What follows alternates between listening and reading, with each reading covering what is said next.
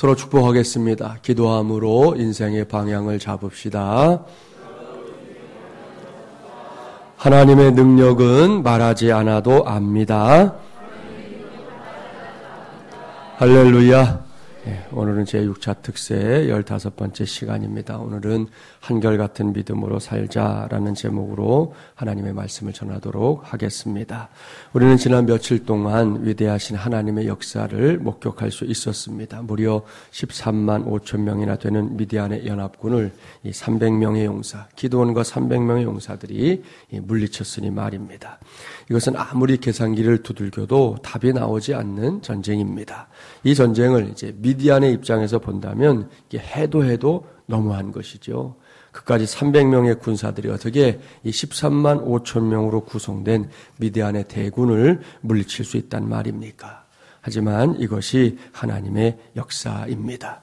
따라서 이 전쟁을 기드온과 300명의 용사들이 이겼다 이렇게 표현하는 것은 정확한 표현이 아니지요. 하나님께서 승리하신 전쟁이다 그렇게 말하는 것이 더 정확한 표현일 것입니다.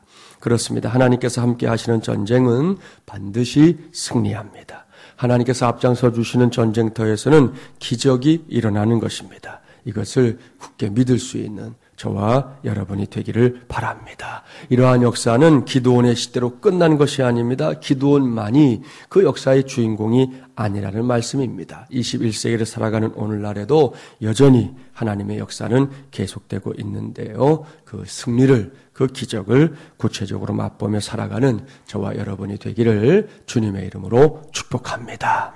본문을 보십시오. 오늘 주신 말씀은 그 놀라운 기적의 현장에서 하나님의 역사를 친히 목격하고 그 체험을 자신의 것으로 간직한 기드온의 후일담을 기록하고 있습니다. 미디안과의 전투는 셋님 기드온을 온 이스라엘의 영웅으로 만들어 주었습니다. 얼마 전까지만 해도 누구의 주목도 받지 못했던 인생입니다. 기드온도 자신의 인생이 그렇게 끝날 줄 알았던 것이죠. 이렇게 달라질 줄은 몰랐습니다.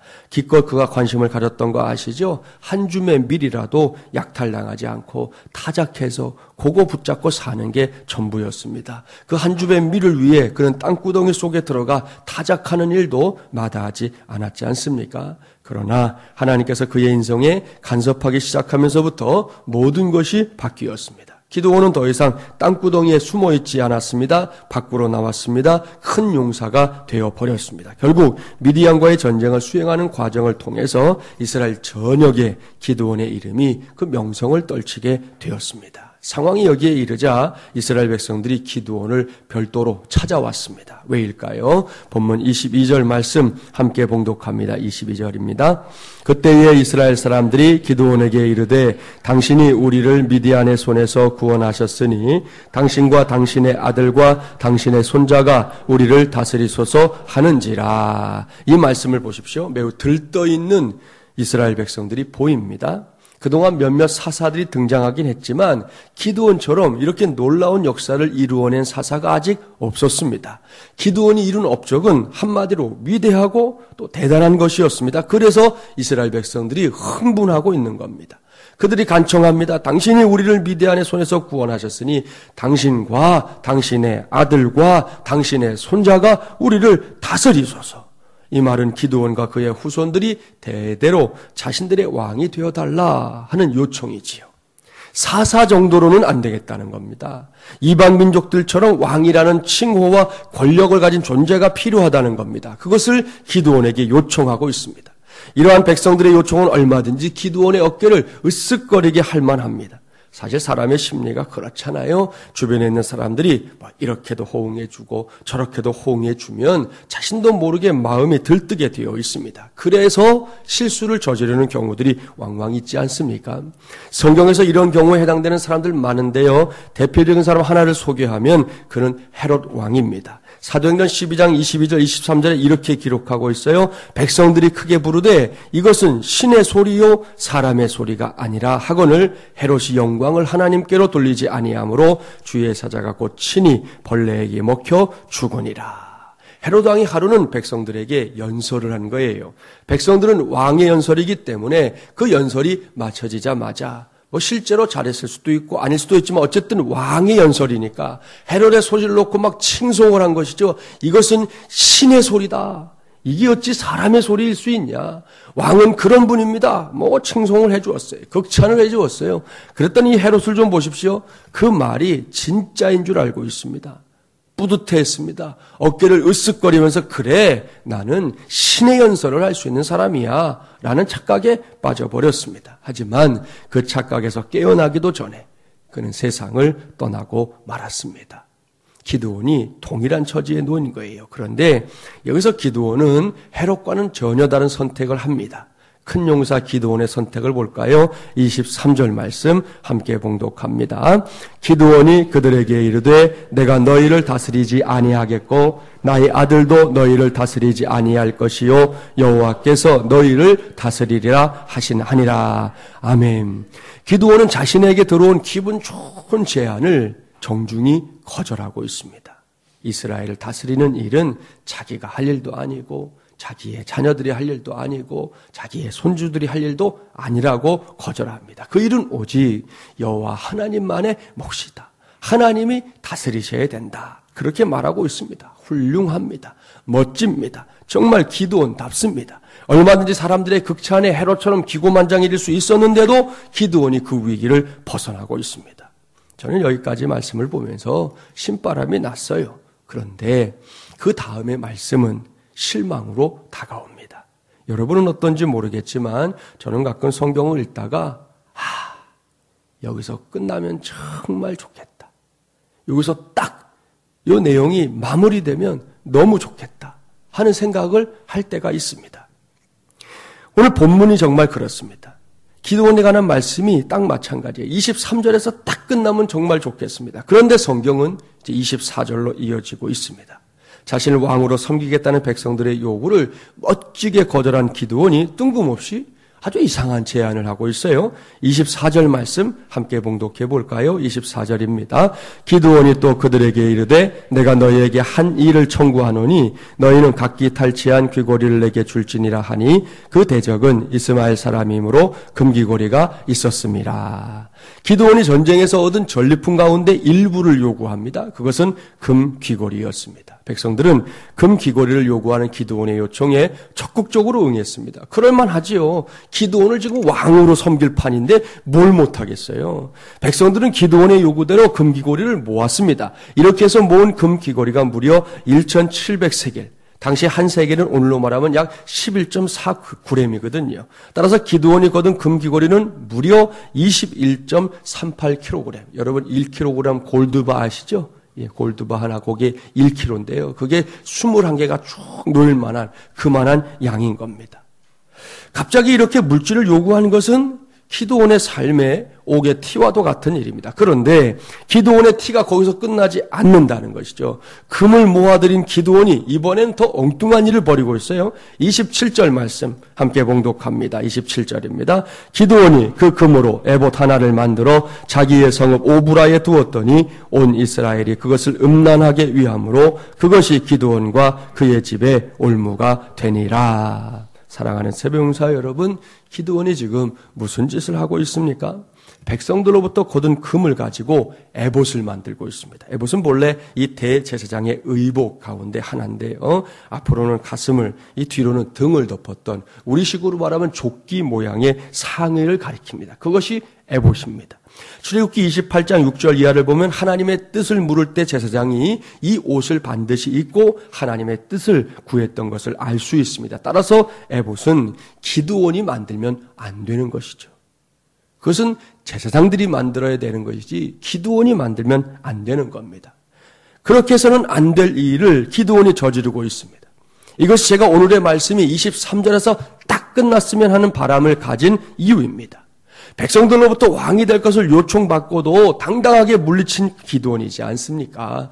그 정도의 믿음이라면, 그 정도의 기백이라면 뭐가 부족합니까? 그 정도만 돼도 백성들의 존경받으며 살 수 있습니다. 그런데 그가 흔들리고 있습니다. 물질에 의해 흔들리고 있고요. 신앙이 흔들리고 있습니다. 기드온이 만든 에봇은 그의 신앙만 흔든 게 아니에요. 그의 가정을 비롯해서 온 이스라엘을, 그들 전체의 신앙을 뒤흔드는 그런 이유가 되었다는 것입니다. 여기까지 말씀을 보면서 제가 내린 결론, 그것이 말씀의 제목이에요. 한결같은 믿음으로 살자라는 것입니다. 그렇습니다. 기드온은 이것을 생각했어야 했습니다. 기드온이 그처럼 백성들의 인정을 받고 백성들의 사랑을 받게 된 거 자기 능력 때문입니까? 아니에요. 하나님의 은혜입니다. 하나님께서 역사해 주셨기 때문에 저 촌구석의 셋님이 민족의 지도자로 부상할 수 있었던 것입니다. 따라서 기드온은 그 하나님에 대한 믿음을 올곧게 꾸준하게 지켜나갔어야 했습니다. 상황이 바뀌어도 그 믿음으로 살아야 했다는 것이죠. 세월이 흘러도 사람들이 자신을 죽여 세워도 비행기를 태워도 그는 한결같은 믿음으로 살았어야 했습니다. 그런데 변하고 있습니다. 너무나도 속상한 일이죠. 여기서 우리가 얻어야 할 교훈이 있어요. 그것은 우리의 삶 속에 하나님의 은혜가 임하면 임할수록 그것을 과시하는 인생이 아니라 매복을 선택하는 인생이 되어야 한다는 것입니다. 뭘 의미하는 말인지 설명할 테니까 잘 들어보세요. 여호수아서에서 볼 수 있는 여리고의 대승 기억하시죠? 그런 이스라엘이 이제 예상과는 다르게 처음에 커다란 여리고성을 완전히 무너뜨린 이스라엘인데 정말 상대적으로는 매우 작은 성 아이성에 가서 크게 패배했습니다. 이유는 다 아시죠? 아간 개인의 범죄와 이 공동체의 교만. 우리가 이 여리고성도 때려잡았는데 이 아이성 정도는 그랬던 교만이 패인이었습니다. 그런데 그 전쟁을 보면서 더 우리가 중요하게 여겨야 할 것이 있어요. 그것은 처음에 패배했지만 다시 아이와 싸웠을 때는 이겼다는 점입니다. 그게 중요합니다. 그렇습니다. 한때 잘못으로 패배했지만 다시 회복하고 마침내 승리할 수 있었다는 사실에 주목해야 합니다. 스프링이나 고무줄처럼 탄성이 살아있는 상태였다는 것이에요. 그렇게 영적인 탄성이 살아있으면 비록 일시적으로 패배할 때도 있지만 백전백승하면 좋겠지만 사실 우리가 그런 삶을 기대하기 어렵잖아요. 그러니까 일시적으로 패배할 때도 있지만 결국에는 승리하는 것, 결국에는 승리의 자리에 돌아올 수 있다는 것, 이것이 우리에게는 더 중요한 사실이라는 것이에요. 성경에서 이 영적 탄성의 핵심 요소 찾아보세요. 다른 거 아닙니다. 그것은 회개의 힘이고 반성의 힘입니다. 그런 힘이 바탕이 될 때 저와 여러분은 매우 뛰어난 영적인 탄성을 갖게 될 것입니다. 기억하십시오. 넘어지지 않는 법보다는 물론 넘어지는 것이 결코 유쾌한 일은 아니지만 그래도 넘어질 때가 많은 것이 우리 인생이니까요.